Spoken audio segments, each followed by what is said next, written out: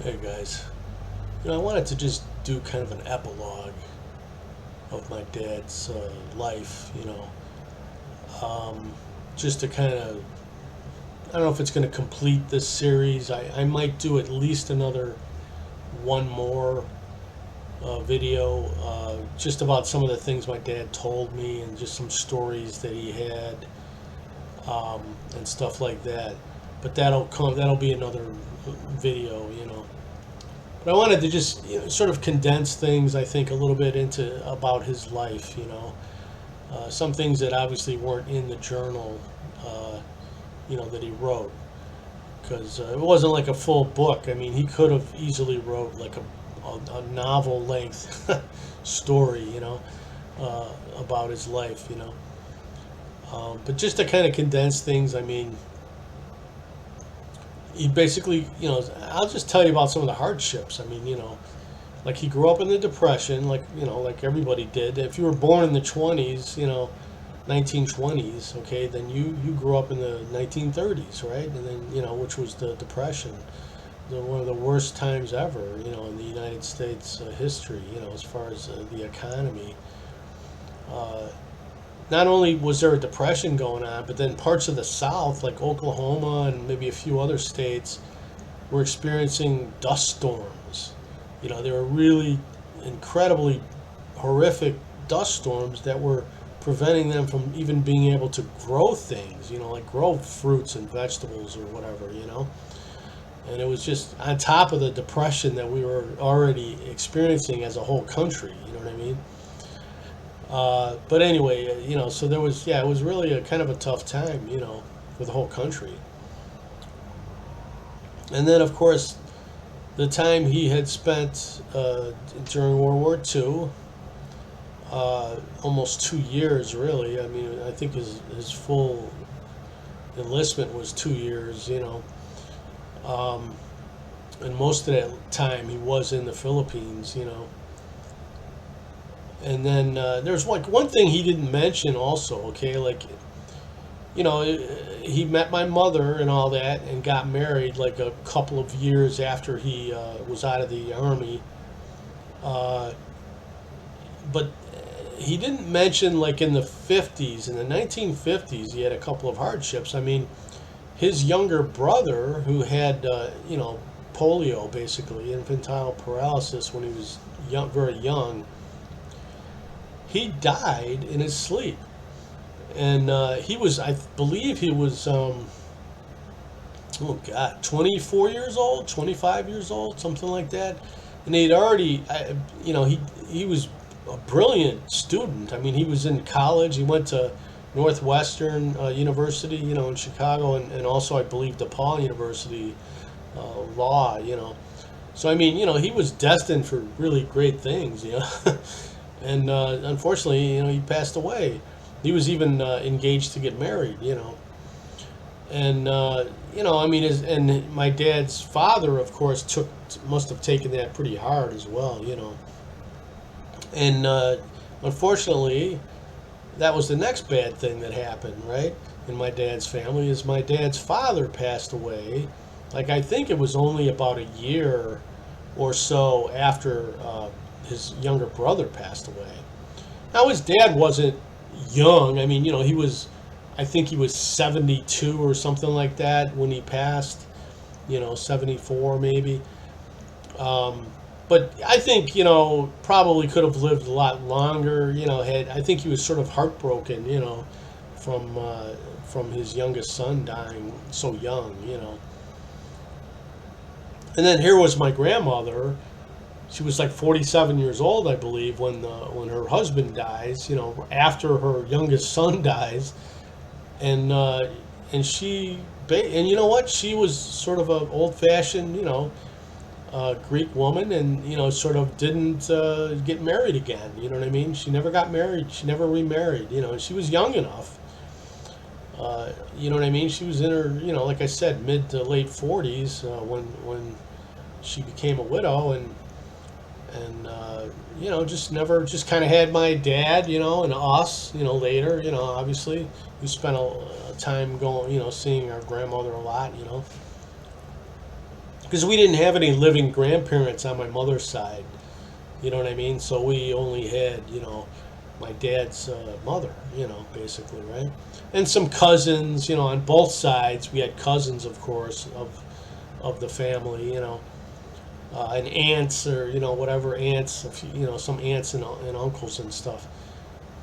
But yeah, so anyway, that was probably a kind of a hard blow too for my dad, Um, in addition to, obviously, as you, as I read in the story, that my mother, my dad's first, wife, after almost 24 years of marriage, happily married, and she passed away. She was only 43 years old in 1973,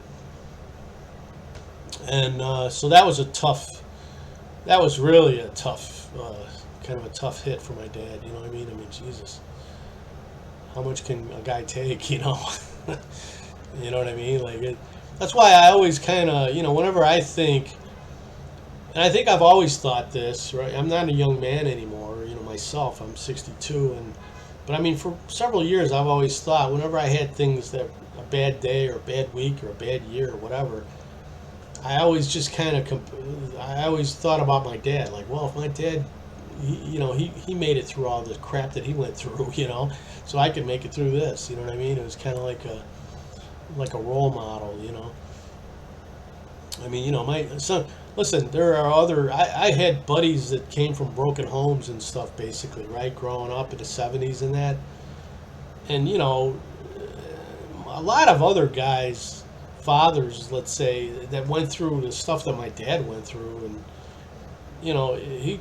they might not have stuck around, you know what I mean?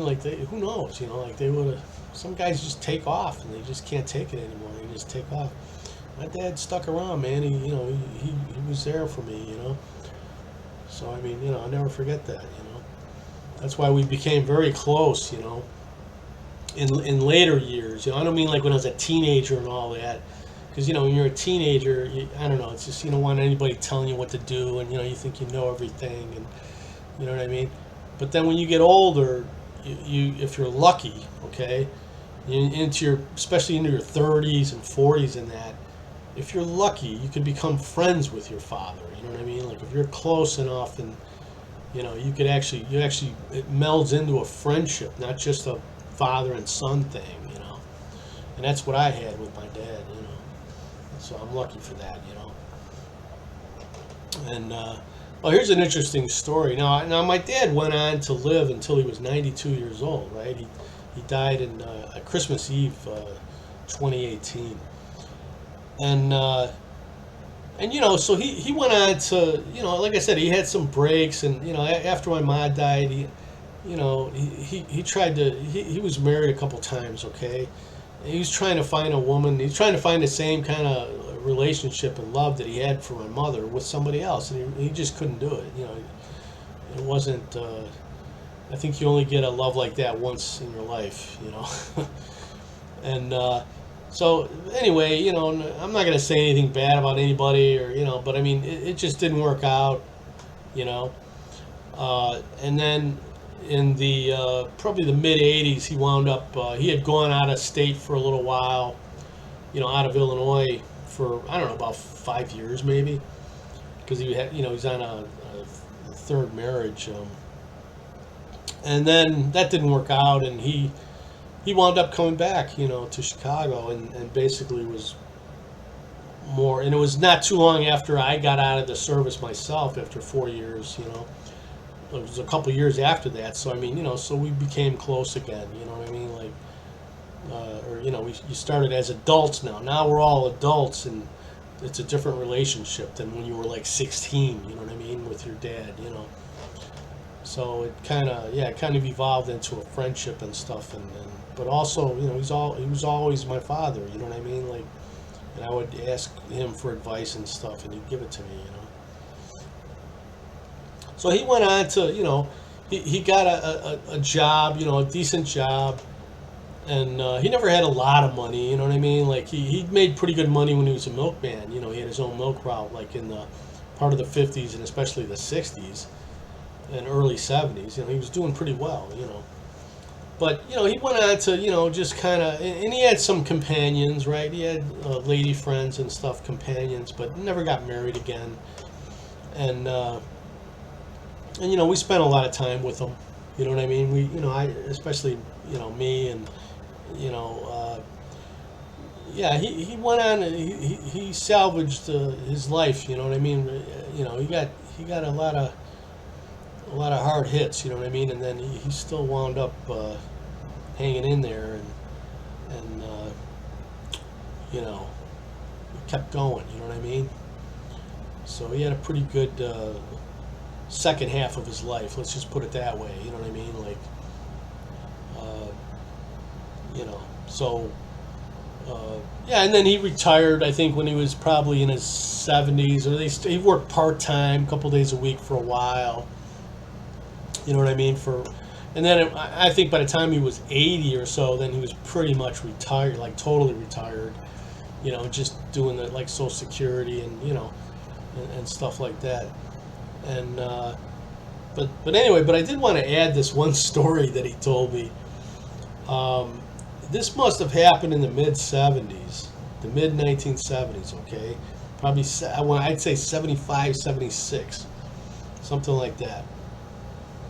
So he was at the, now you remember his time in the, he was in the army in the Philippines for almost 2 years, So this is kind of interesting. So he was at one of the shopping centers in the Chicago area, right? It's in the suburbs, okay? Because at the time we lived in Des Plaines. So this is Randhurst Shopping Center, okay? Which is still there, but now it's not really a mall anymore. They kind of rebuilt it, and it's more of an exterior group of stores, that all have their own entry points into them, instead of having like one big mall, internal mall.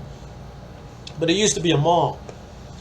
And like I said, back around 75, 76, my dad was, and I think at the time he was, I don't know if he was by himself or if he was with his second wife. But, he was walking through the mall, the main part of the mall, and a couple of, he sees, he's coming closer to these guys, and there's a couple Japanese guys, right, that are approaching him, and they're got nice suits on and everything, like maybe they're, I don't know, who knows, they're executives. They could be executives or something, from something like a Japanese company, because this is the mid '70s. Japanese cars started becoming popular in the U.S. around that time, and stuff like that. So these Japanese guys come up to him. And my dad's looking at him like, oh shit, And they come up to him, and then one of them bows, like the Japanese, sort of a greeting, how they bowed, everything out of respect. And he says, maybe you don't remember me, but I was your prisoner in Leyte, 1946, And he recognized my dad, and it's kind of funny because my dad, even though at that time he was only 50. He was about 50 at that time. But this is 30 years after the war, after he was out of the war. You know what I mean? After the war was over, right? 30 years later. But like I said, my dad was still about 50, and he always looked good for his age. And you could tell, he's got that face, he's got kind of a pronounced nose, and, like it's sort of recognizable, like. So he recognized him, and my dad was like, holy shit, he didn't know what to do, man. He was just like, okay, and I think the guy realized that maybe my dad was uncomfortable, and that was it, like they walked away, but my dad said, yeah, he was kind of like shaken up on that, like he sort of like went and sat down somewhere in the mall, had a cigarette, and was just kind of like, Jesus Christ, it's like a blast from the past, And, keep in mind, a lot of that stuff, this is, I think, before he started writing this journal, okay? I think that journal came like maybe, I don't know, 4 or 5 years after this incident, So, he's still like trying to forget. I mean, there's a lot of stuff that he had to do, obviously, that, you want to try to forget, but, so this was sort of like boom, like a reminder back into, from his past, you know what I mean? But yeah, I don't know, I just wanted to bring that up. It was pretty interesting. It was also kind of interesting because around that same time, or a little bit before then, I think it was in the early 70s, they found a guy, a Japanese soldier, and he might have been an officer, I can't remember, but he was hiding out in the jungles of the Philippines, and seriously did not know that the war was over, like, or refused to believe it, that the war was over, and he finally came out. You know what I mean? Like, he finally came out, like, almost like, almost 30 years later. And isn't that amazing? Like, and I also wanted to add a couple of things. When people realize that, okay, the Japanese surrendered, in like early September of 1945, right? But there were a lot of Japanese troops that were still out in the jungles of the Philippines. I can't really speak for these other Asian Pacific countries, that we were fighting the Japanese in. But as far as the Philippines goes, I would tell you that my dad was fighting the Japanese soldiers, going out on patrols and all that, and still having, skirmishes with them and, all kinds of nasty battles. At least, probably 6 months after the surrender, or certainly 6 months after we dropped the bombs, which was like in August of 45. Okay, so in other words, into 1946, probably at least into March, April of 1946, he was still, it was not as secured. Those islands were not totally secured, you know what I mean? And in fact, they say there was about 10,000 Japanese troops that were still in the jungles of the Philippines after the bomb was dropped and even after the surrender. Okay? So guess what? A lot of those guys didn't know or would refuse to believe that the war was over and that they lost. It's just something that a lot of people don't realize. They just think, oh, wasn't it over like in September of 45? No, it really wasn't. So, and I also wanted to add one more thing. My dad had wrote about when he got injured, right? When he got wounded, he mentioned the cloth boots that he was wearing, the Japanese cloth boots that he was wearing at the time. And my dad and I think a lot of his guys under him were wearing those type of boots when they would go out on patrol, because my dad realized that they were really much better for jungle patrols. They were quieter, they were very lightweight. And with the hot weather too, you were sort of a little bit less likely to get like jungle rot on your feet and all that you would get from wearing like regular combat boots, in extreme heat, talking 100-degree, heat with high humidity in jungles and all that. And the Japanese wore these boots, man. And I think, probably the first time my dad seen them was probably after he killed a bunch of them. I don't know how to you can't put that in a nice way, right? But that's probably, those boots were requisitioned, you know what I mean? Directly off of probably the Japanese soldiers' feet to the U.S. Army guys' soldiers' feet. Because I think that's probably the only way they got them. I don't know if they would be able to get them through the U.S. Army supply. You know what I mean? I don't think we were supplying those kind of boots. We were just supplying the standard combat boots and that. But for patrols specifically, those were the preferred boots. And my dad, he wore them, man. You know, like, and it's just they're a lot quieter, a lot light, just lighter weight, and like I said, you know, your feet don't get quite as, you know, sweaty and everything with them. So anyway, I just wanted to add that in case you guys were wondering about that. You know, like, oh, where did he get those boots? Well, you know, he got them from Japanese soldiers. You know, and actually they had quite a few good. The Japanese soldiers had some pretty good access to some good equipment. Let's put it that way. You know, even survival equipment and stuff like that.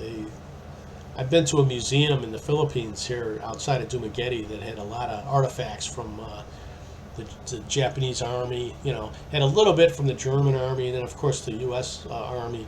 But yeah, the Japanese had some pretty good equipment, pretty good access to equipment.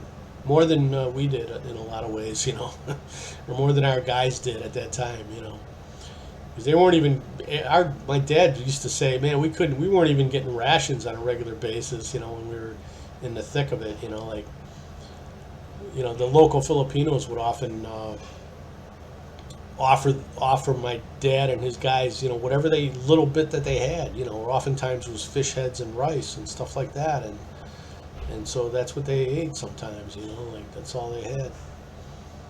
So my dad also told a story about at least one time, they ate a dog. You know, they were hungry.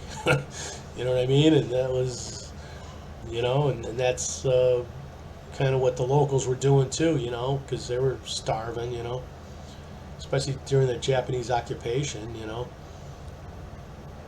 and of the Philippines, you know.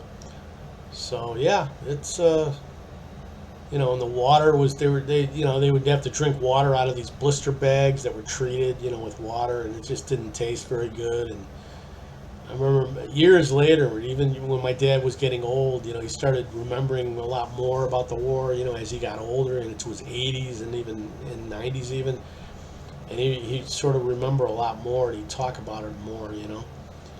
But he would say, man, like we'd be in a restaurant or something in Chicago, you know, and he'd say, see that glass of water? You know, how they give you water before your meal, you know, at the restaurants. He goes, man, in 1945 and 46, I would have killed for a glass of water like that. Clean water, you know, that you could just drink, you know, no bullshit, no bad taste to it or anything, you know. He goes, that was hard to come by, man, you know. So, anyway, I just wanted to kind of add this in, and hopefully you guys are kind of interested in hearing about it. But I am going to probably do at least one more on my dad, you know, just with some other stories that he told me, you know what I mean? Like, and most of it will probably be, you know, during the war, you know, but some of it might be even outside after the war, you know, and stuff like that, or maybe even a little bit before the war too, you know. So, all right, guys, that's about it. I hope you enjoy this video, and I'll talk to you later. Stay tuned for another one.